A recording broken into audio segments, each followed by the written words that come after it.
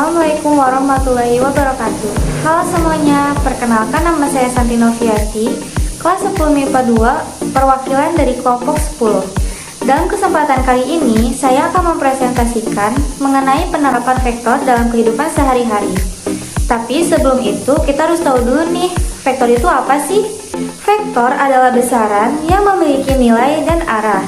Vektor dapat kita ilustrasikan sebagai anak panah.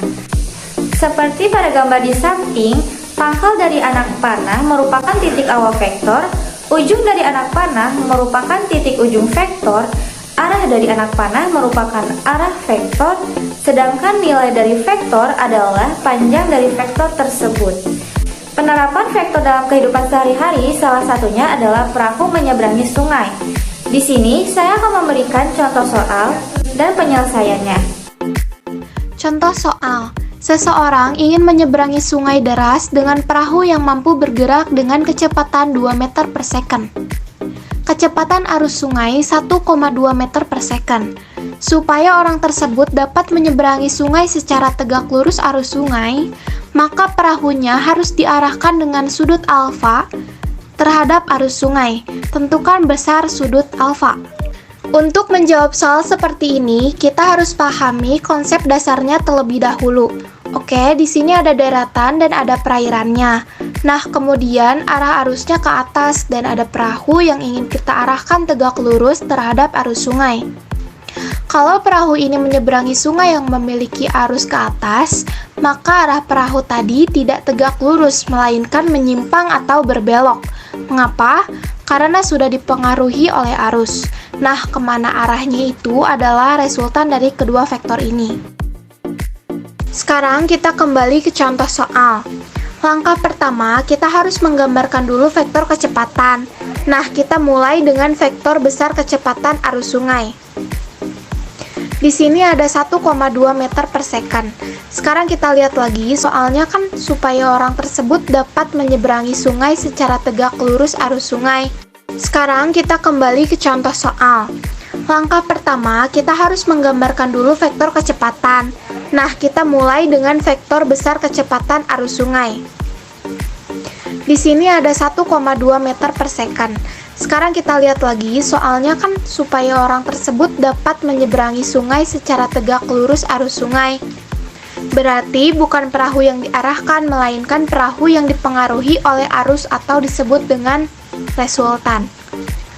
Skip dulu. Nah, di sini ada sudut yang terbentuk antara R dan FP, atau bisa disebut dengan theta. Maka alfa adalah theta tambah 90 derajat. Kalau kita mau mencari theta, berarti untuk sinus theta yaitu sisi depan dibagi sisi miring, jadi 1,2 per 2. Kalau ada yang nanya, kenapa bukan minus 1,2? Ya karena kita hanya mencari perbandingan, jadi minus bisa diabaikan.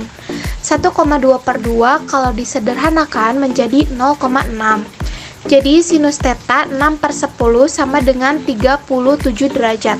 Maka alfa 37 derajat tambah 90 derajat.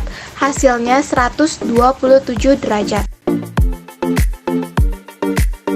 Yang kedua, seorang pemanah yang akan memanah.